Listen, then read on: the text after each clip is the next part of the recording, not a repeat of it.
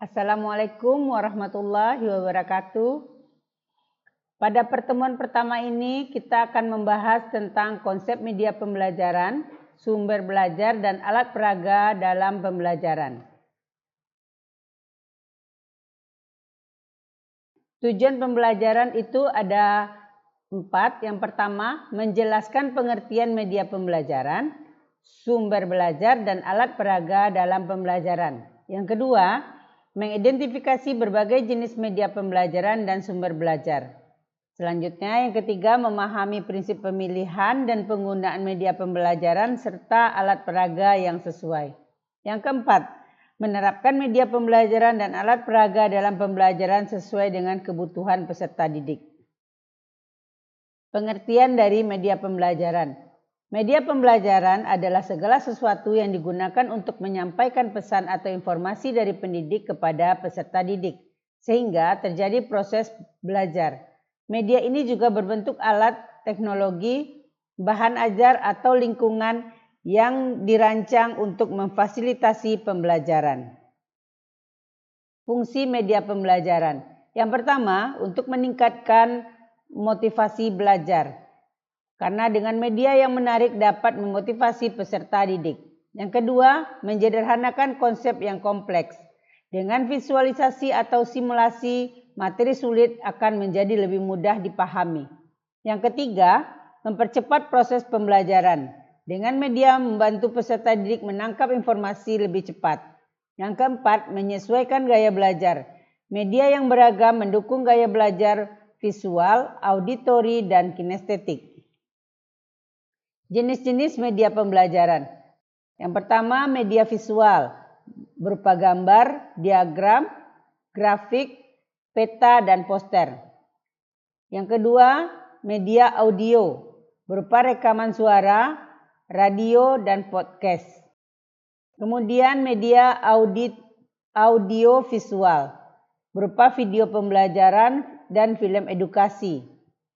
Selanjutnya media digital berupa software edukasi, aplikasi, platform daring, dan media selanjutnya adalah media lingkungan berupa objek nyata di sekitar peserta didik. Contoh-contoh media pembelajaran. Yang pertama, media visual berupa gambar dan ilustrasi seperti diagram, grafik, dan infografik yang menjelaskan ide-ide kompleks. Kemudian video pendidikan yang menunjukkan eksperimen, proses, atau aplikasi dunia nyata. Selanjutnya, presentasi PowerPoint, slide yang berisi teks, gambar, dan animasi untuk mendukung proses perkuliahan. Yang kedua, media audio berupa podcast di mana adalah media untuk diskusi atau penjelasan yang direkam yang dapat didengarkan oleh siswa. Selanjutnya, buku audio, versi teks yang dibacakan untuk pembelajaran yang berbasis audio. Yang ketiga, media digital, situs web interaktif. Di situs web yang dirancang untuk pembelajaran yang mencakup kuis, permainan, dan modul interaktif.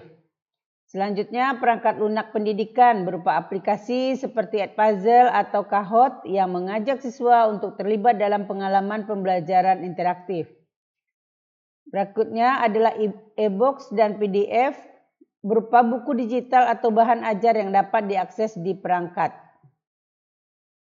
Media selanjutnya adalah media cetak, buku teks dan lembar kerja berupa materi cetak yang berisi pelajaran dan latihan.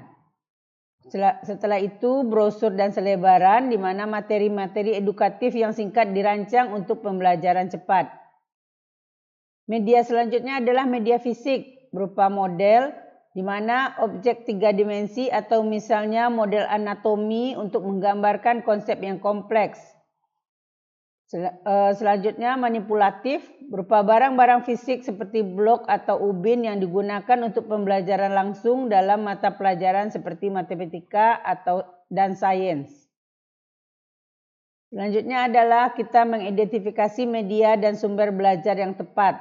Yang pertama, menyesuaikan dengan gaya belajar.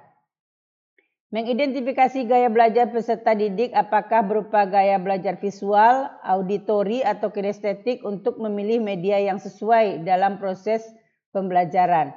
Yang kedua, kesesuaian konten.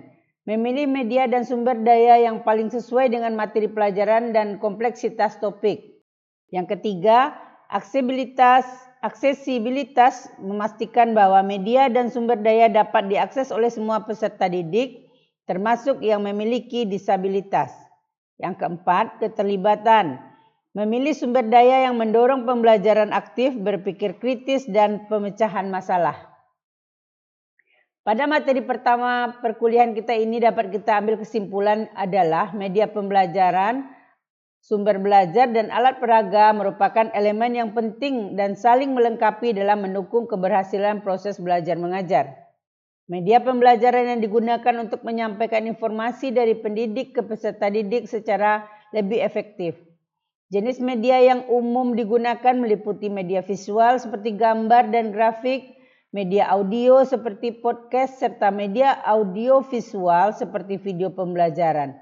Media digital dan lingkungan sekitar juga berperan sebagai sumber yang kaya untuk mendukung pembelajaran. Terima kasih. Assalamualaikum warahmatullahi wabarakatuh.